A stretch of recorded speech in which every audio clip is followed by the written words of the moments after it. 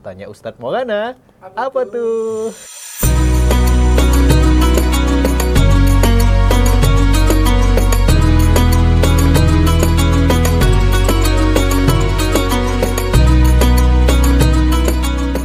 Assalamualaikum warahmatullahi wabarakatuh.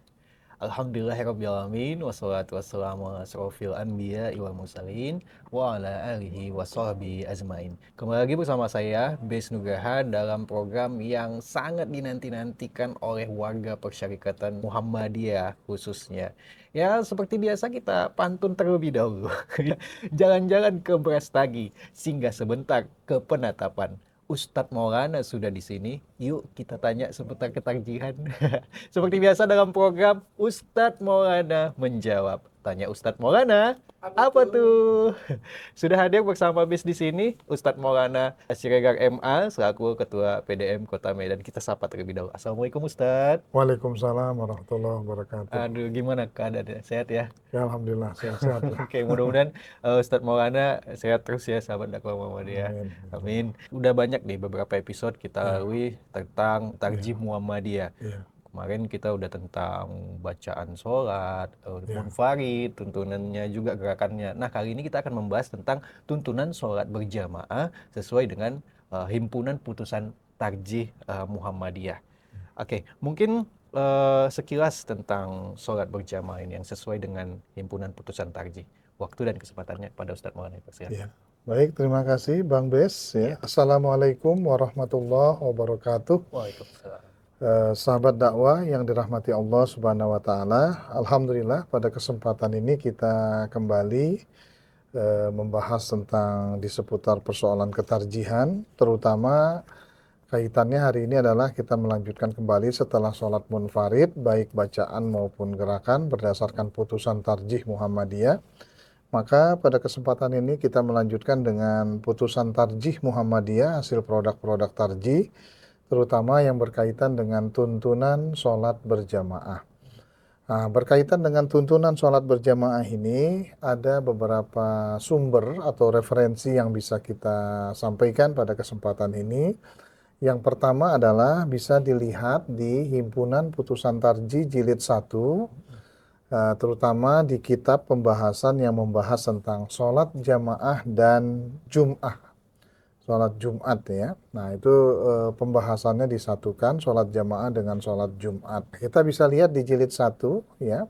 Dan situ nanti ada pembahasan-pembahasan yang cukup banyak. Walaupun kita tahu kitab Tarjih jilid 1 itu dia hanya berupa keputusan dan kemudian dengan dalil-dalil di belakangnya tanpa ada penjelasan rinci tentang itu. Maka banyak penafsiran-penafsiran. Nah, kemudian yang kedua, bahan kita adalah kita ambil dari draft Munas Tarjih ya, ke-30 di Makassar tahun 2018, dan saat itu ada pembahasan tentang tuntunan sholat berjamaah ya. Walaupun perlu saya informasikan, ini memang walaupun sudah dibahas di Munas Tarjih 2018, sampai hari ini kita memang belum mendapatkan tanfisnya ya, atau mungkin ada perkembangan informasi ya, tapi paling tidak dari bahan itu tidak terlalu jauh berbeda dengan HPT jilid 1. Nah, sehingga nanti ini bisa kita kembangkan sebagai diskusi kita terutama tentang kaifiat sholat berjamaah. Nah, yang ketiga, bahan kita hari ini adalah dari draft Musnad Tarjih pertama Muhammadiyah Kota Medan tahun 2022, yang pada waktu itu kita membahas tentang SOP sholat berjamaah. Nah, itu kita ramu semua bahan-bahannya mulai dari HPT jilid 1, draft Munas ya, dan kemudian juga ditambah lagi dengan fatwa-fatwa tarjih ya, yang tersebar di berbagai fatwa yang ada 9 jilid itu. Nah, kita ramu menjadi satu dan akhirnya inilah nanti kita akan melihat bagaimana sebenarnya tuntunan sholat berjamaah menurut Tarjih Muhammadiyah. Pertama tentu yang menjadi pembahasan itu yang saya lihat dari berbagai hal seputar tentang keutamaan sholat berjamaah. Ya, tentu kita sudah tidak meragukan lagi bahwa sholat berjamaah itu ya pahalanya 27 kali lipat ya daripada sholat sendirian. Dan berbagai riwayat lain menyebutkan bahwa sholat jamaah itu ya lebih baik daripada sholat sendirian. Bahkan banyak beberapa riwayat menyebutkan indikasi kemunafikan itu adalah terlihat dari apakah dia bisa menghadiri sholat isya berjamaah ataupun sholat subuh berjamaah. Ya, dan bahkan di HPT kita juga digambarkan mengutip hadis Nabi mengatakan ingin rasanya aku berangkat dengan beberapa rombongan menghadiri orang yang tidak mau sholat berjamaah dan membakar rumah-rumah mereka. Nah, walaupun bahasa membakar di sini bukan berarti memang betul-betul dilakukan Rasul, tidak. Artinya menunjukkan kepada kita betapa pentingnya pelaksanaan sholat berjamaah itu. Nah, terutama bagi warga Perserikatan Muhammadiyah untuk tetap menjaga sholat berjamaahnya. Nah, kemudian yang kedua, pembahasan tentang sholat berjamaah ini, ya kita tentu yang namanya sholat jamaah itu terdiri dari imam dan makmum. Ada yang memimpin, ada yang dipimpin. Ya, ada imamnya, ada makmumnya. Tapi imam punya kriteria-kriteria, punya syarat-syarat tertentu yang sudah ditetapkan oleh Rasulullah. Tapi kalau makmum nggak perlu banyak persyaratan-persyaratan. Yang penting dia sudah balik, ya, kemudian dia sudah memahami sholat, ya, muslim, ya, sudah terkena beban hukum, ya, maka dia sudah harus bisa melaksanakan ibadah sholat. Nggak terlalu banyak. Nah, tetapi dalam hal ini ada yang disebut dengan kriteria imam sholat. Nah, singkat saja, kriteria imam sholat yang dipandu oleh majelis tarjih kita itu ada beberapa hal yang bisa kita catat. Di sini pertama, berdasarkan hadis ya, ini saya rangkum dari berbagai hadis-hadis ya. Nah, terutama syarat-syarat imam yang pertama itu adalah aqra'uhum li kitabillah. Ya, dalam satu riwayat disebutkan aksarul Quran, yang paling banyak Al-Qur'annya. Nah, kalau aqra'uhum li kitabillah itu syarat yang pertama itu adalah yang paling bagus bacaan Al-Qur'annya. Ya, paling bagus hafalan Qur'annya tentu saja. Kalau udah bacaan, hafalan, nah berarti memang keunggulan imam itu yang pertama bacaan Qur'annya dulu. Ya, makanya ya harus menguasai tajwid, tahsin, makharijul huruf, sifatul huruf, ya fasih lah imam itu. Ya, sampai-sampai kan ada sebuah riwayat itu eh, seorang anak kecil yang berusia 7 tahun namanya Ammar bin Salamah dalam hadis riwayat Bukhari itu ditunjuk menjadi imam sholat. Kenapa? Karena aksarul Quran, paling banyak pemahaman Al-Qur'annya. Nah, jadi di situ menjadi sebuah syarat bahwa pertama syarat jadi imam itu bacaan Qur'annya, hafalan Qur'annya harus bagus. Kemudian yang kedua, fa'alamuhum bisunnah. Ya, yang paling mengetahui tentang sunnah, ya, terutama hadis-hadis Rasul. Nah, kalau dia sudah banyak paham hadis Rasul, kan pasti sudah banyak paham tentang aturan-aturan Rasul dalam sholat berjamaah. Nah, makanya imam itu harus paham tentang kaifiat sholat berjamaah, jangan sampai nggak paham. Wah, ini bahaya ini. Ya, kenapa? Karena kalau imamnya nggak paham, ya nanti akan berimbas kepada jamaahnya. Sebagai contoh ya, saya ambil, pernah ada suatu peristiwa di satu masjid, imamnya mungkin nggak paham ya, waktu dia sedang sujud, mohon maaf, barangkali dia buang angin. Tiba-tiba ya dia tidak memberikan isyarat kepada makmum yang berada di belakangnya untuk menggantikan posisinya, tapi main ditinggalkan saja jamaahnya. Dia pergi, dia mau wudhu ya sendiri, sehingga jamaahnya bingung, kok tiba-tiba sujud lama kali nggak bangkit-bangkit gitu ya. Nah, yang di belakangnya pun nggak tahu juga ya. Akhirnya apa? Begitu diangkat kepalanya imamnya nggak ada, bukan dia mengambil posisi tempat digantikan, malah berteriak-teriak ya mengatakan imam hilang dan sebagainya. Nah, inilah akibat apa? Akibat tidak ada ilmu tadi. Nah, makanya imam dalam sholat berjamaah itu harus betul-betul a'lamuhum bisunnah. Paham betul dengan yang namanya ilmu-ilmu sholat berjamaah itu. Kemudian yang ketiga, fa'aqdamuhum hijrotan. Ya, yang duluan hijrah. Nah, ini barangkali hijrahnya di masa Nabi itu kan dari Mekah ke Madinah kan. Nah, ini kalau dalam konteks kita sekarang yang duluan taubat lah ini ya, hijrah itu ya. Nah, tapi ini bukan sebuah terlalu apa. Kemudian fa'aqdamuhum silman au sinnan.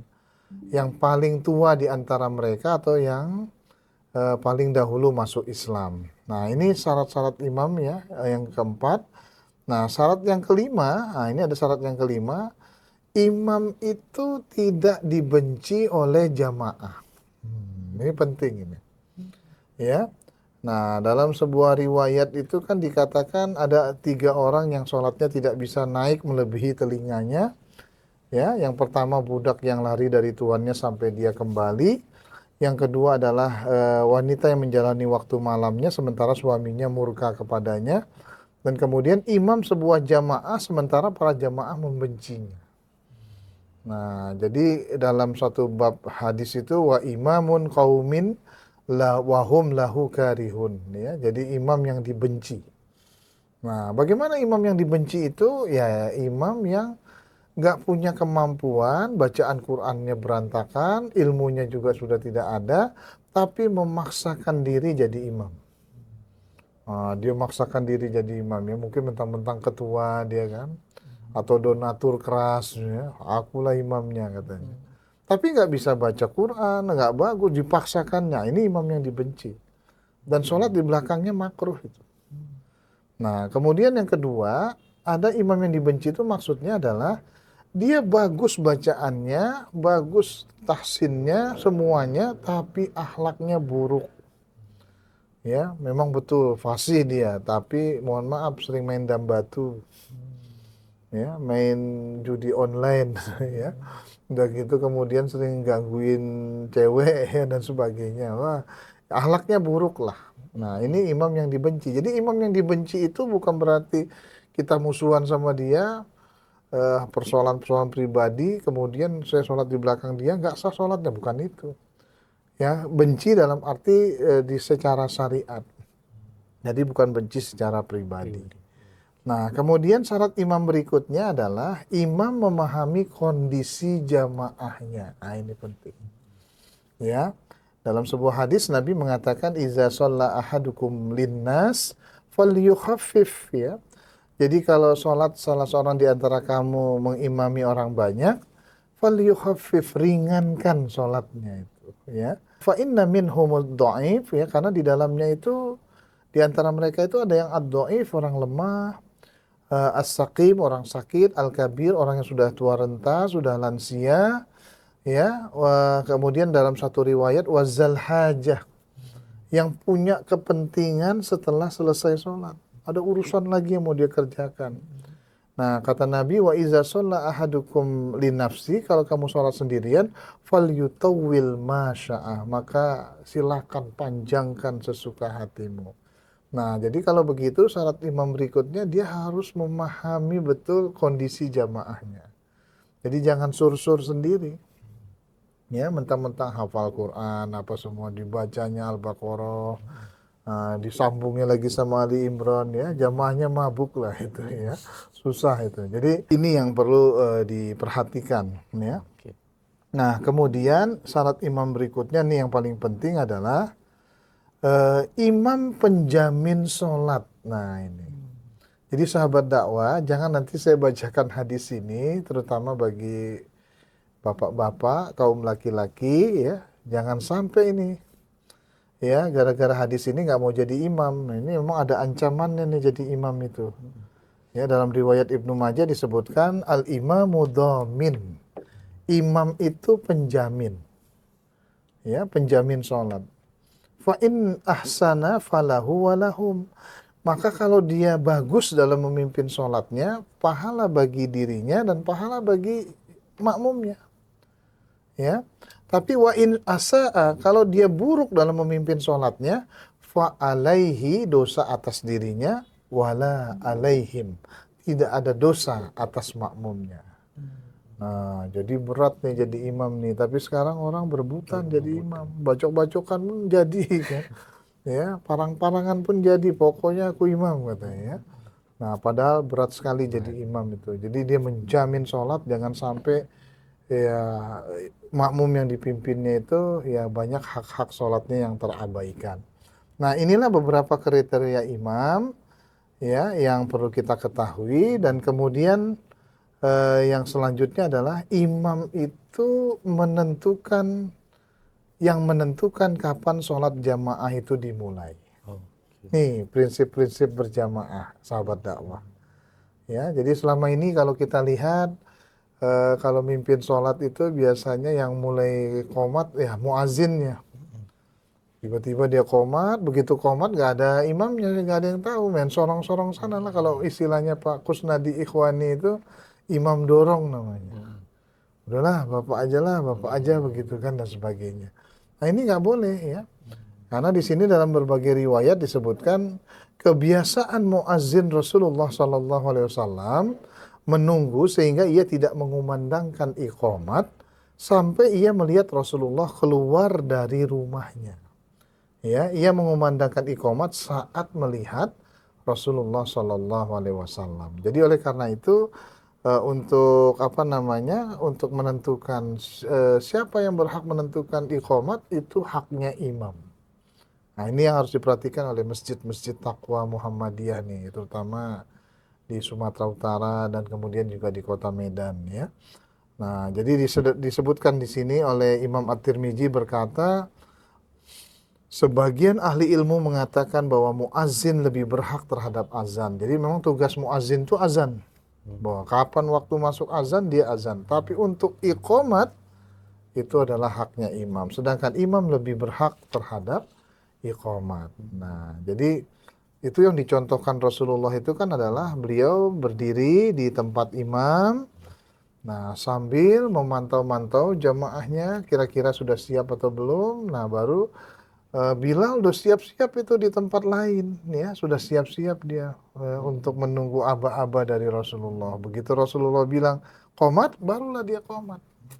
Dan masih banyak lagi riwayat-riwayat lain ya, sampai ada yang menggedor pintu rumah Rasul lagi, ya hanya untuk menunggu perintah iqamat dari Rasulullah yang saat itu sebagai imam tetap. Nah, jadi ini yang sering kita lihat ya. Jadi harus betul-betul. Nah, kemudian yang selanjutnya diutamakan bagi yang azan, maka dia yang iqamat. Waman azana fahuwa yukim. Siapa yang azan, dia yang iqamat. Ini banyak nih kebanyakan masjid-masjid kita, sahabat dakwah, yang yang azan siapa, yang qomat siapa. Ya.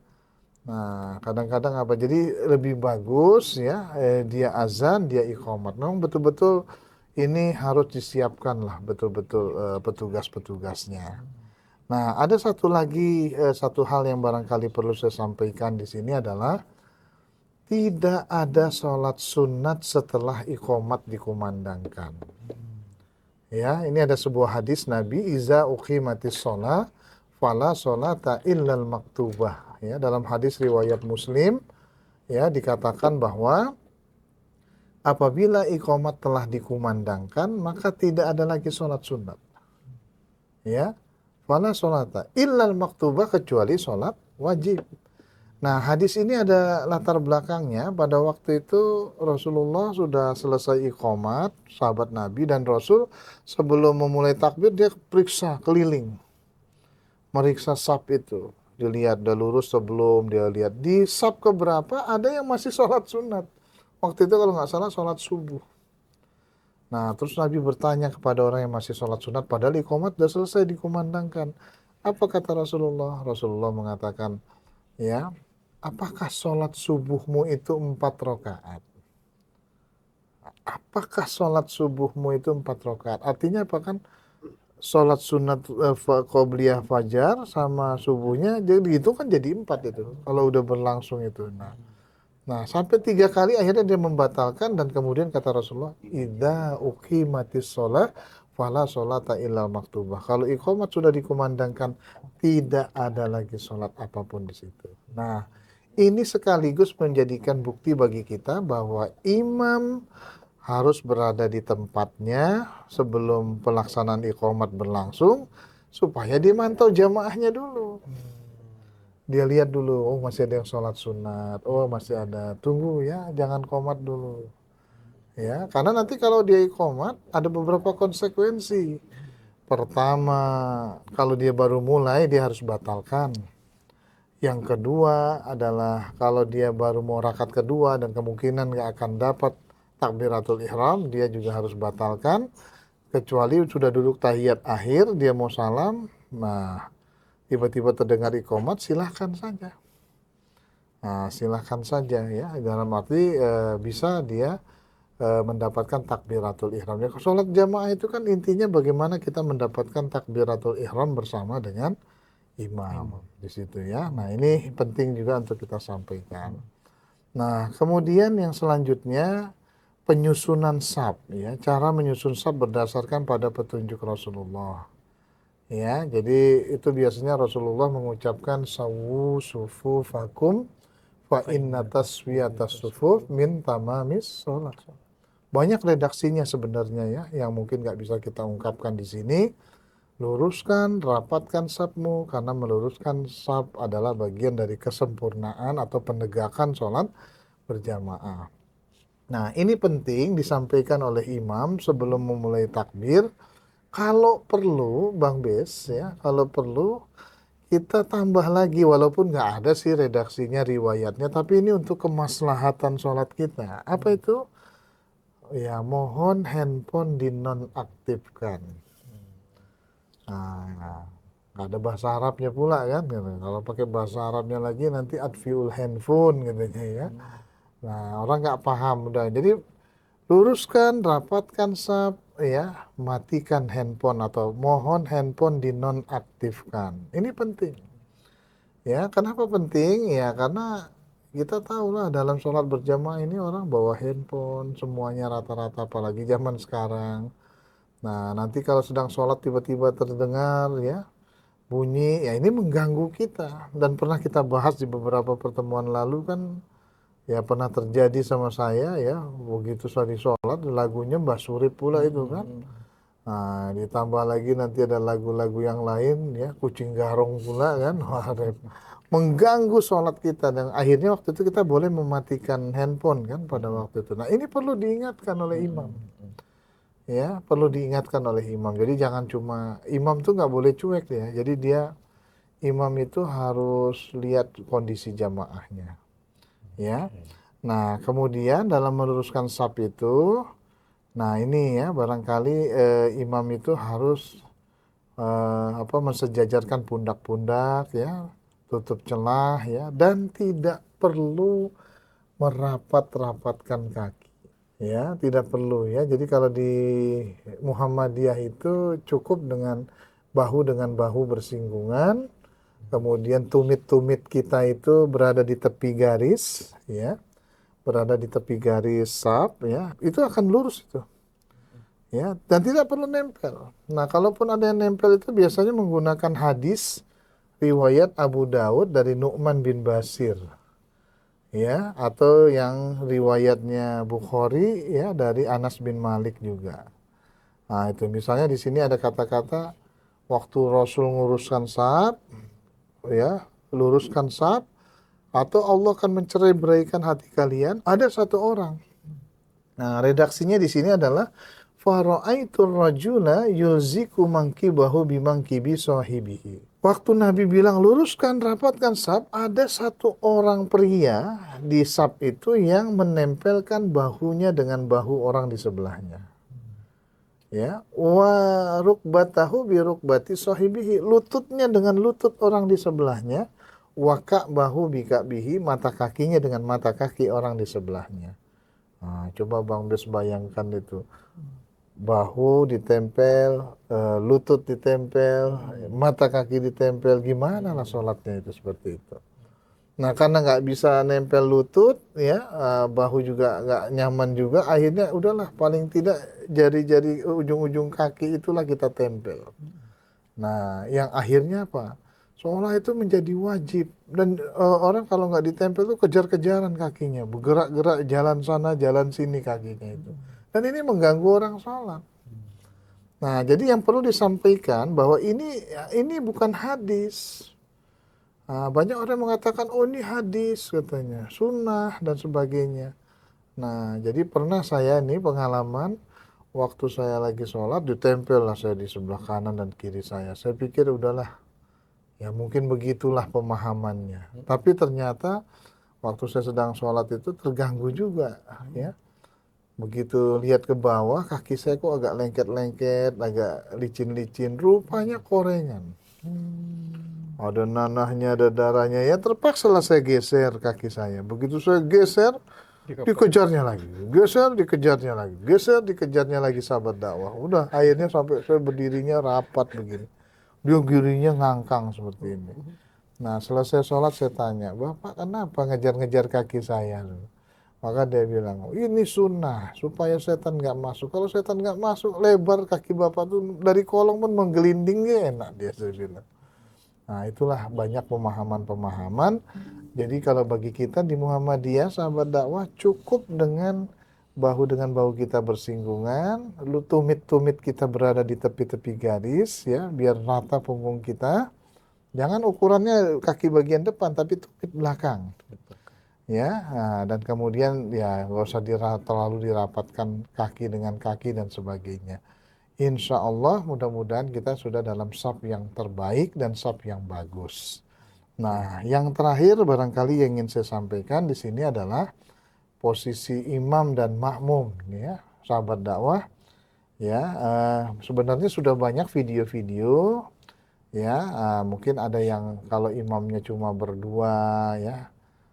Imam dengan makmum sholat berdua bagaimana, ya, maka posisi imamnya di sebelah kiri, makmum di sebelah kanan, ya, sejajar di situ, ya. Berlaku bagaimana laki-laki dengan laki-laki, perempuan dengan perempuan. Jadi ini imam laki-laki, imam makmum laki-laki sebelahnya, ya. Nah, perempuan dengan perempuan, laki-laki dengan laki-laki, sejajar seperti ini. Nah, hadisnya nanti bisa dilihat, ya, karena mengingat waktu. Yang kedua, ya, bagaimana kalau ada jamaah baru datang? Nah, ini yang sering kita lihat di masbuk juga, masuk ke masbuk juga nih dikit, ya. Nah, misalnya dia berdua nih berjamaah seperti ini, tiba-tiba, ya, ada makmum baru masuk lagi di tengahnya. Atau ada makmum baru mau berjamaah, bagaimana caranya? Nah, maka ada kebanyakan orang sekarang ditepuk. Ya, dia belum sholat, dia belum takbir, dia udah menepuk bahu begitu. Nah, padahal kita disuruh apa dulu? Takbir dulu di belakang imam. Allahu Akbar. Nah, orang yang berada di sebelah imam itu tahu ada makmum baru, dia mundur. Nah, dia mundur ke belakang. Nah, kalau dia nggak tahu juga, ya, imamnya tahu, oh ada makmum baru, imam yang mundurkan. Dimundurkan sama imam. Tapi kalau dua-duanya nggak tahu, sahabat dakwah, imamnya nggak tahu, makmum udah, barulah jalan terakhir bagaimana ditepuk bahunya. Nah, baru yang di depan samping imam tuh mundur ke belakang. Nah, jadi intinya kalau sudah lebih dari satu jamaahnya, maka berada di belakang imam, ya, berada di belakang imam. Baik nanti dia masuk dari kanannya atau dari kirinya, hendaknya imam berada di tengah-tengah barisan. Jadi jangan terlalu berat ke kanan dulu, jangan terlalu berat ke kiri dulu. Jadi diseimbangkan. Jadikan imam di tengah barisan. Nah, itu ya kalau posisinya udah lebih dari satu. Nah, kemudian di tarjih kita juga dijelaskan posisi laki-laki dan perempuan. Imamnya laki-laki, perempuannya sendiri kan, makmum. Ya, biasanya suami istri atau apa, ya. Nah, maka posisinya jauh dia. Imamnya di depan, perempuan yang makmum perempuan di belakang, agak berjarak, ya, jauh. Ya, baik dia di belakang imam sejajar atau di samping kanannya. Nah, boleh seperti itu, ya. Nah, kemudian selanjutnya, bolehkah imamnya laki-laki, makmumnya perempuan semua? Ya boleh. Dan itu pernah terjadi pada Ubay bin Ka'ab waktu sholat malam 8 rakaat ya, minta Ubay menjadi imamnya pada waktu itu. Nah, kemudian ada lagi sholat berjamaah di mana makmumnya, imam dan makmum itu semuanya perempuan. Nah, itu dalam berbagai riwayat di tarjih kita disebutkan dibolehkan. Ya, nah bagaimana posisi imam perempuan itu? Dia berada di barisan pertama di dalam saf, di tengah-tengah barisan itu. Fa'ammatshunna wasato, di tengah. Nah, jadi kalau laki-laki kan dia imamnya maju ke depan. Nah, maka kalau perempuan di saf pertama dia di tengah-tengah itu, di dalam saf itu sejajar, ya. Nanti ada narasi, ada ilustrasinya lah nanti kita lihat. Nah, jadi seperti itu. Nah, bolehkah mengeraskan bacaan saat itu? Boleh ya. Aisyah waktu itu pernah karena sesama perempuan dia keraskan suaranya. Nah, boleh ya. Jadi itulah kalau posisinya perempuan. Kalau kita tanya lagi, boleh nggak imam perempuan mengimami laki-laki? Nah, ini sudah sempat masuk dalam draft Munas Tarjih Muhammadiyah Fikih Perempuan tahun 2010 di Malang, Jawa Timur. Dan saya waktu itu hadir ya di Komisi Fikih Perempuan itu, dan kita teliti hadisnya dengan teman-teman yang lain. Ya, ada hadis Ummu Warokoh dari Sunan Abi Daud itu bab Imamatun Nisa. Jadi Ummu Warokoh itu hafal Quran. Dan dia minta izin kepada Rasulullah untuk mengimami sholat di mana muazzinnya syaikhan kabiran. Orang tua renta lah ya. Laki-laki. Nah, tapi setelah diteliti hadisnya, banyak para ahli mengatakan dhaif. Kemudian yang kedua, nggak ada sejarahnya Ummul Mukminin, istri-istri Nabi mengimami sholat laki-laki. Nah, inilah akhirnya kalau nggak salah dibuang dari draft Munas Tarjih Fikih Perempuan itu, ya akibat dari pengembangan Aminah Wadud yang ada di Amerika Serikat itu. Jadi Aminah Wadud itu pernah jadi khotib Jumat sekaligus imam sholat Jumat, itu perempuan. Nah, itu perempuan. Dipakainya dalil itu tadi, ya, Ummu Warokoh tadi. Nah, saya nggak bisa membayangkan sahabat dakwah yang bapak-bapak mau nggak dipimpin sholat sama Dewi Persik, ya, atau sama Nikita Mirzani misalnya ya, misalnya ya, jangan-jangan nggak konsen ya kan. Nah itu, jadi oleh karena itu nggak ada syariat Islam perempuan memimpin sholat berjamaah bagi kaum laki-laki.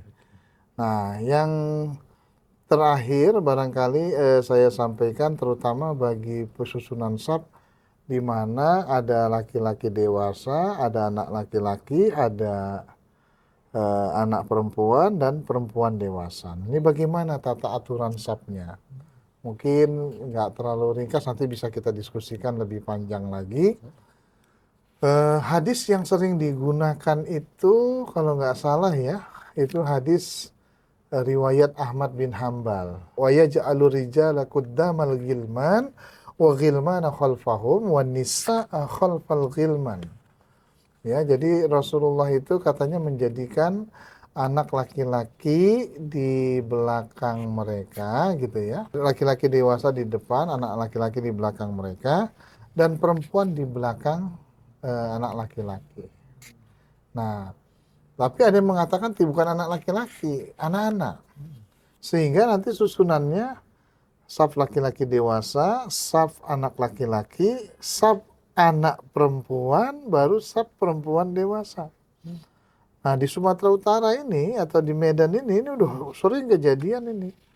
Jadi saf laki-laki dewasa, anak laki-laki, anak perempuan, baru perempuan dewasa. Nah waktu kita buat video yang dari UMSU itu, ya kita diskusi dengan para pakar, banyak ya pakar kita di sini yang hadis ya semua.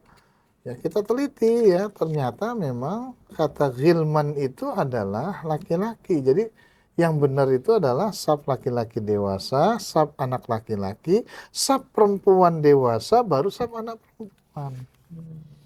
Nah itulah videonya yang akhirnya kita pilih itu, dan itulah yang menjadi panduan, dan kita konfirmasi juga dulu ke pimpinan pusat Muhammadiyah kan gitu ya. Jadi Oleh karena itu sahabat dakwah terutama yang di Sumatera Utara dan juga di Medan, ya begitulah susunannya. Ya, jadi anak perempuan tuh di belakang gitu dan sebagainya ya. Nah, nanti kalau bagaimana perempuan memulai sapnya, katanya yang paling bagus sab perempuan yang paling belakang. Nah, nanti akan kita bahas lebih lanjut ya. Nah, yang terakhir ya tentu ada satu lagi lainnya, terutama dengan masbuk.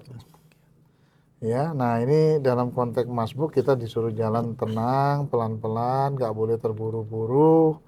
Ya, mana bagian wama adraktum fasallu wama fatakum faatimu. Mana bagian dari sholat yang kamu dapati, kerjakan, dan yang kurang disempurnakan.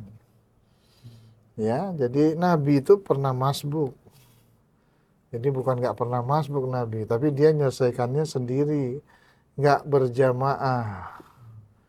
Ya, nanti adalah kita khusus pembahasan namanya jamaah estafet. Ya, jadi misalnya batal, muncul imam baru dan lain sebagainya. Nah, jadi dalam hal masbuk itu batasannya sampai mana? Nah, dalam hal masbuk itu batasannya kita bisa lihat bahwa waman adraka raq'atan minas sholati ma'al imam faqad adraka sholah. Mendapatkan ruku bersama dengan imam, maka dia dapat satu rakaat sempurna. Nah, itu di teks HPT jilid 1 disebutkan tuh. Apabila kamu ikut rukuk bersama dengan imam, maka kamu mendapatkan satu rakaat. Tapi kalau udah sujud, kamu nggak dihitung satu rakaat. Ya, nah, nggak dihitung satu rakaat. Nah, jadi bagaimana caranya? Begitu imam ruku, kita datang, takbir, ruku, ikut ruku sempurna sampai qobla ayyuki mal imam musulbahu, sampai imam menegakkan punggungnya dan diususul dengan jamaah yang tadi terlambat tadi, maka dia dihitung satu rakaat sempurna. Nah, kecuali begini, begitu dia ruku, imamnya bangkit. Nah, tapi dia imamnya ruku, dia ikut ruku sempurna juga sama imam, sampai imam bangkit baru dia susul, itu dia dapat satu rakaat sempurna. Ya, walaupun belum baca Fatihah dan sebagainya. Nah, ada sebagian jamaah yang belum yakin juga, nggak mungkin lah itu nggak bisa. Nah, ada satu hadis riwayat siapa ya, saya pernah baca, ada satu riwayat bahwa di dalam satu riwayat itu disebutkan sahabat Nabi namanya Abi Bakrah, dari pintu masjid dia lihat orang udah pada ruku. Kalau dia berpikir kalau dia jalan sampai ke saf, itu kemungkinan nggak dapat dia ruku. Maka dari pintu masjid itu dia sudah takbir, ruku, sambil ruku jalan menuju ke saf itu. Nah, jalan dia masuk ke saf itu, ya megol-megol gitu kan. Tap masuk. Sampai sahabat Nabi itu bingung, sahabat dakwah, loh kok ada pula ruku sambil jalan ini kan begitu. Nah, terakhir Nabi nggak marah. Nabi mengelus bahunya, zadakallah hirsan, semoga Allah menambah rahmat atas kegigihanmu sholat bersama dengan kami. Tapi Nabi ada kata-katanya, sahabat dakwah, wala ta'ud, jangan sering-sering ruku sambil jalan gitu ya. Tapi wala ta'ud itu di situ maksudnya jangan kau ulangi rakaatmu. Kamu sudah mendapatkan satu rakaat sempurna. Nah, jadi sahabat dakwah, inilah beberapa hal yang berkaitan dengan masbuk. Nanti bisa kita kembangkan lagi dalam bentuk diskusi dan pertanyaan-pertanyaan. Ini sebagai pengantarnya, tuntun kaifiat-kaifiat dalam sholat berjamaah. Baik, Ustaz Maulana, Alhamdulillah udah banyak penjelasan ya, sahabat dakwah Muhammadiyah terkait dengan tuntunan sholat berjamaah sesuai dengan himpunan putusan Tarjih Muhammadiyah. Baik Ustadz, kita langsung saja bertanya-tanya ya. Ya, boleh. Oke, terkait Silakan. dengan tema kita pada episode kali ini. Tanya Ustadz Maulana. Apa tuh? Apa tuh? Baik Ustadz, terkait dengan keutamaan sholat berjamaah tadi. Ya. Mungkin hukum dari sholat berjamaah bagi laki-laki itu seperti apa sih Ustadz? Ya, memang ada banyak pendapat ya. Sebagian ulama ada yang mengatakan wajib. Nah, kalau wajib ini nggak dikerjain berdosa kita. Ya. Nah, tapi dalam kajian-kajian di hampir beberapa dalam kajian tarjih kita sunnah muakkad. Nah, sunnah muakkad itu artinya memang ya kalau bisa lebih utama dikerjakan secara berjamaah. Ya, nah, kalau wajib itu kalau nggak sampai dikerjakan ya berdosa besar gitu. Nah, maka ini cukup panjang perdebatannya. Nah, maka kenapa jadi sunnah muakkad itu karena memang sangat ditekankan lah berjamaah itu. Apalagi ya dengan ungkapan-ungkapan Nabi ingin membakar rumah ya. Bahkan ketika ada sahabat Nabi misalnya Umi Maktum yang buta ya, dia minta izin Rasulullah, ya Rasulullah aku buta ini, aku payah jalan ke masjid. Nah, terus Rasul diam aja, begitu dengar azan dia mau balik, kok dengar azan itu, balik lakukan sholat. Nah ini menunjukkan kepada kita sholat berjamaah itu sangat ditekankan untuk berjamaah di masjid, terutama bagi laki-laki. Nah, kalau bagi perempuan memang ada beberapa hadis yang mengatakan sebaik-baiknya di rumah, tapi kalau kita lihat disuruh baca hadisnya semua, kan ada riwayat yang menegaskan jangan larang anak perempuanmu, istri-istrimu untuk berjamaah di masjid. Artinya apa? Konteksnya dulu sholat di rumah itu kan karena mahram. Jadi kalau perempuan mau berangkat ke masjid itu dulu berbahaya. Dia harus lewatin gurun pasir yang sunyi, yang tandus, sepi. Banyak binatang buas ya. Ada laki-laki buas juga ya. Ya itulah tantangannya. Makanya harus didampingi mahram waktu itu. Nah, tapi dengan kondisi kita yang sekarang sudah aman di masjid komplek, lingkungan, lebih utama perempuan juga sholat berjamaah di masjid. Nah, begitu. Jadi itulah tentang fadilah dan keutamaan berjamaah. Baik, Ustadz. Kita ke pertanyaan selanjutnya. Tanya Ustadz Maulana terkait dengan tadi kriteria imam untuk sholat berjamaah itu. Iya. Apakah penting kalau ibarat mungkin ada beberapa masjid yang sudah menentukan siapa imam sholat subuh, siapa imam sholat zuhur. Penting itu kah itu supaya kriteria-kriteria itu bisa terpenuhi, Ustadz? Iya, makanya tadi kalau kita sudah jelaskan di awal tadi kriteria-kriteria imam, nah, maka imamnya harus ditunjuk, dipilih. Nah, ini juga sejalan dengan program LPCR PM ya, Lembaga Pengembangan Cabang Ranting Pimpinan dan Pembinaan Masjid ya.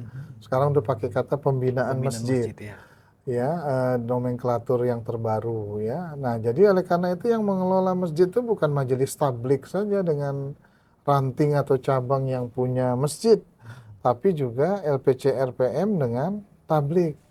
Nah, dari situlah keluar yang namanya Pedoman Masjid dan Musola Muhammadiyah. Nah, di Pedoman Masjid Musola Muhammadiyah itu di salah satu pasal disebutkan masjid-masjid Muhammadiyah itu harus punya ketakmiran. Nah, jadi takmir inilah yang nanti menunjuk seorang imam. Nah, gitu. Jadi memang imam itu harus ditetapkan, harus diseleksi.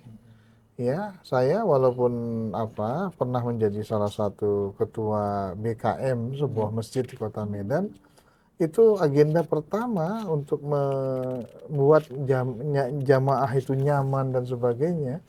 Ya, dari pelaksanaan ibadah dulu kita tertibkan, terutama imam-imam. Ya, nah maka saya pilih waktu itu kita seleksi imam-imam yang bacaannya terbaik, ada yang hafiz Quran, ada yang qori, ya. Sehingga kalau kita lihat memang ternyata kan banyak jamaah-jamaah itu sholat itu senang dengan kehadiran imam-imam yang berkualitas. Ya, apalagi kalau bacanya kayak Syekh Abdurrahman Sude, seolah-olah dia sholat itu terbayanglah Mekah, terbayanglah itu. Dan bukan itu saja, tapi ketenangan. Tapi kalau mohon maaf lah bacaannya ancur-ancuran atau bagaimana, ya itu akan mengganggu juga ya kepada jamaahnya. Jadi oleh karena itu memang imam itu harus dipilih, ditunjuk. Dan itu nanti yang menjadi sebuah prioritas majelis tablik ya atau apa, harus ada pelatihan imam-imam masjid. Nah, jadi pelatihan imam masjid kita itu bukan cuma dalam konteks bacaan ya, tapi juga ilmu tentang sholat berjamaah. Nah, nanti kan yang berdiri di belakang imam itu siapa? Itu harus wakil imam itu. Jadi nggak sembarangan. Jadi kalau misalnya dia jatuh, meninggal atau gini, yang di belakangnya wakil imam itu udah siap maju mendampingi, menggantikan dia, udah ngerti dia apa yang harus dilakukan. Dan kemudian kalau ada terjadi kesalahan baca, ya nggak jauh-jauh lagi suaranya di belakang udah yang betulin. Nah itu, jadi sahabat dakwah hati-hati, kadang-kadang ada orang aku berdiri di belakang imam. Kalau mau berdiri di belakang imam harus punya hafalan yang bagus ya. Walaupun dalam sholat, setiap sholat nggak bisa begitu juga, tapi artinya kalau pengelolaan masjid-masjid itu sudah harus begitu, kita harus punya imam-imam yang betul-betul berkualitas. Berkualitas ya. Baik, Ustaz. Oke, kita ke pertanyaan yang berikutnya. Tanya Ustadz Maulana.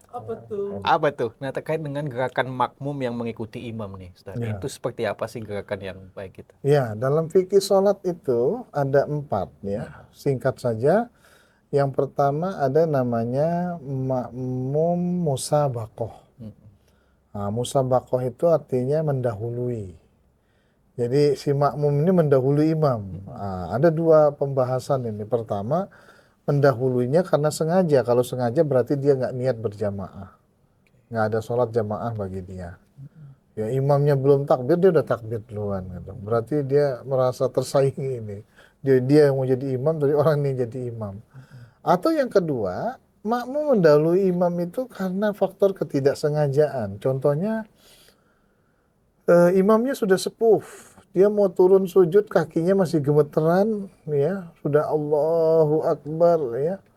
Makmumnya karena udah Allahu Akbar, udah turun semuanya, udah sujud, dia masih mau turun lagi ke bawah. Kalau dalam konteks seperti itu masih dimakfu, ya, masih dimaafkan. Ya, tapi kalau dia tahu itu belum turun betul-betul, ya ditahan dulu supaya sampai dia betul-betul turun imamnya. Nah, tapi ini nggak disukai lah makmum musabakoh. Yang kedua ada namanya makmum muwafaqah. Muwafaqah ya, ya istilahnya serempak, sama.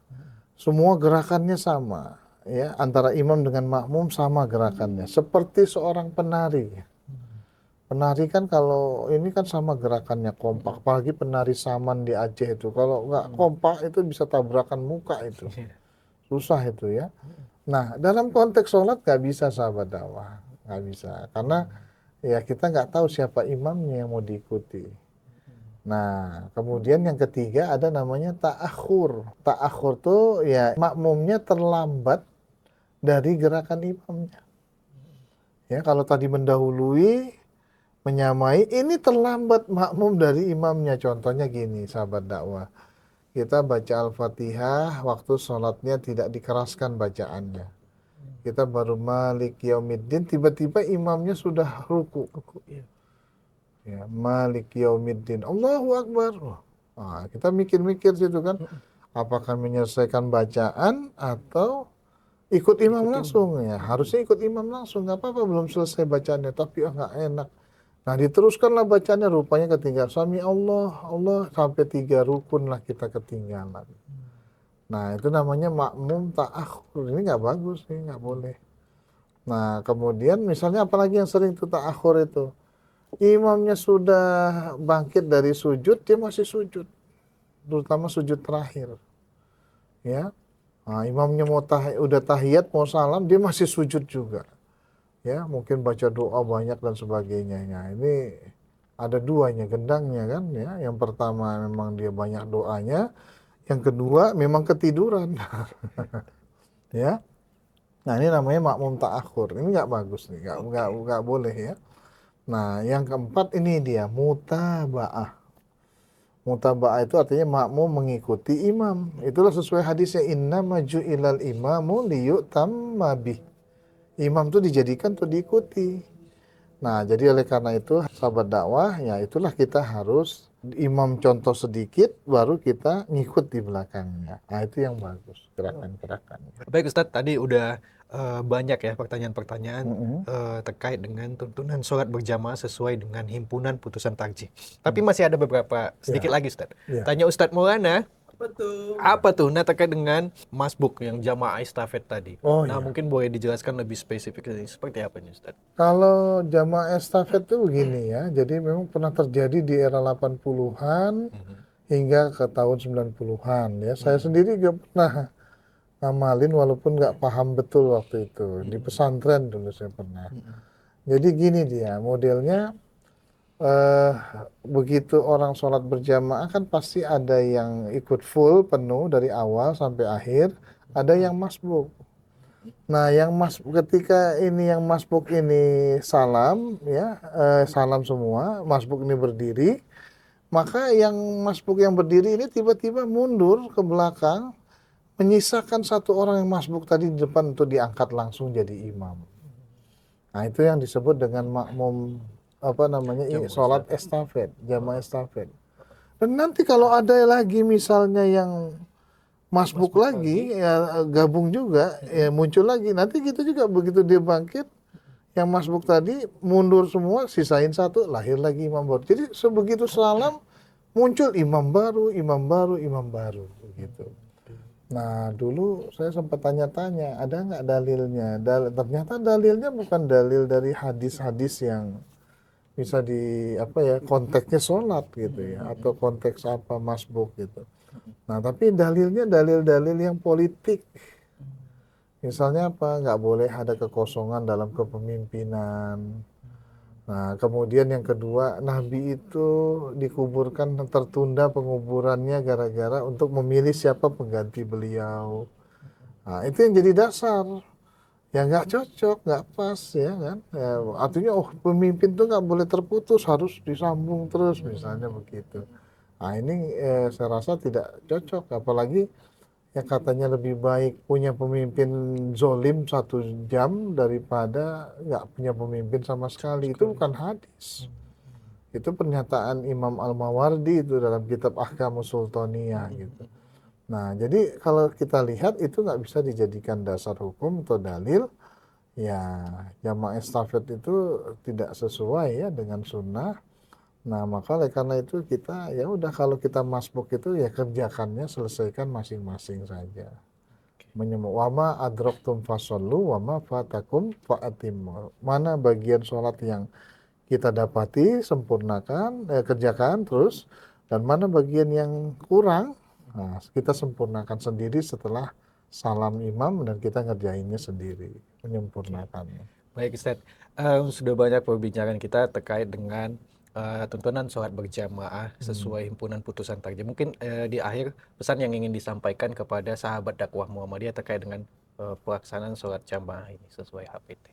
Ya, sahabat dakwah yang dirahmati Allah Subhanahu wa taala, ya dengan adanya kajian ini ya terutama tuntunan sholat berjamaah, yang pertama sekali ya saya mengajak kita semua termasuk saya sendiri juga ya untuk kita warga perserikatan ini ya menjaga sholat berjamaah lah di masjid selagi tidak ada uzur ya, apakah sakit atau apa dan sebagainya. Dan sholat berjamaah di masjid ini kan ya paling tidak menjadi ciri khasnya orang Muhammadiyah misalnya, cinta masjid ya. Jangan sampai masjid-masjid kita diambil orang lain ya gara-gara jarang pengurus atau pimpinan yang sholat di masjid. Nah, kemudian yang kedua, kaifiat sholat berjamaah ini eh, tentu harus kita pelajari dengan sungguh-sungguh. Sudah ada tuntunannya di tarjih seperti yang sudah kita arahkan tadi. Nah, terlebih lagi di masjid sudah mulailah kita menunjuk imam ya. Menunjuk imam dan kemudian muazin ya, dan tahu fungsi dan tugasnya. Jadi tugas muazin itu adalah azan ya, dan tugas imam itu adalah menentukan kapan iqamat berkumandang. Nah, ini yang banyak kejadian di beberapa masjid masih sering tidak terjadi gitu ya. Jadi ya muazin main qomat, imamnya nggak ada, akhirnya bingung siapa yang masuk. Nah, gitu kan. Nah, jadi oleh karena itu nggak boleh lagi terjadi di masjid-masjid kita itu. Ya, begitu mau qomat, imamnya sudah berdiri di tempat imam, pantau jamaahnya sudah siap atau belum, muazin tinggal tunggu aba-aba. Nah, kemudian juga mudah-mudahan kajian kita hari ini ya apa namanya mengingatkan kembali, menambah wawasan kita juga ya untuk kita bisa terapkan dalam masjid-masjid kita dalam pelaksanaan tuntunan sholat berjamaah sesuai himpunan putusan tarjih Muhammadiyah. Nah, itulah harapan Oke. saya kepada sahabat dakwah Baik semua. Ustadz. Tapi satu hal lagi sebelum kita tutup, terkait dengan tadi siapa yang azan dia juga yang qomat berarti ya. Ya, ya. Oke. Dan kalau kalau di masjid-masjid kan biasanya ada kayak timer lah, Mm-mm. ketika mau sholat Betul, sunat ya. itu lebih baik juga Ya, timer itu sebenarnya hanya untuk pengingat ya. ini zaman Rasul kan memang nggak ada ya. Mm-mm. Nah, timer itu sebenarnya supaya kita punya garis yang tegas, Mm. ya. Tapi itu bukan jadi panduan. Kalau Mm. jamaahnya sudah siap, ya nggak harus nunggu timer berbunyi gitu ya. Mm. Jadi kan kembali posisi sentralnya imam. Imam penentunya. Jadi Oke. imam itu memang udah dia tahu dia berdiri di tempat imam. Mm-mm. Sudah selesai sholat sunat, begitu selesai sholat sunat, wah waktunya belum ini juga, Mm-mm. ya udah harus dia bilang komat karena yang berkuasanya itu adalah imamnya itu. Imam itu ya. Jadi Baik. jangan pula muazin yang lebih kuat kan, Mm-mm. atau mungkin jamaah yang merintah, komat gitu ya. Mm-mm. Nah, jangan sampai kejadian dulu ada juga kejadian begitu muazin komat, nggak ada yang mau jadi imam, masuklah orang asing Mm-mm. yang nggak dikenal cuma karena pakaiannya pakai sorban, pakai jubah, oh kelihatannya meyakinkan nih. Rupa-rupanya orang gila masuk. Hmm. Wah, ini kan bahaya ya kan. Baik. Jadi memang imam tuh memang betul-betul harus Betul-betul. dikenal dan dan itu harus terjadi di masjid-masjid kita. Baik, Ustadz. Terima kasih atas Mm-mm. bimbingannya Ustadz terkait dengan tuntunan sholat berjamaah sesuai HPT ini. Mungkin di episode selanjutnya kita akan membahas tentang problematika ya Ustadz Iya, ya iya. terkait dengan sholat berjamaah. Jadi sahabat dakwah, pastikan kamu terus menonton setiap episodenya di program Ustadz Maulana Menjawab. Tanya Ustadz Maulana, apa tuh? Oh, ya. Kini saatnya kami pamit undur diri. Nasrul minallah wa fathun qarib wa basyiril mu'minin. Assalamualaikum warahmatullahi wabarakatuh. Waalaikumsalam. Tanya Ustadz Maulana, apa tuh?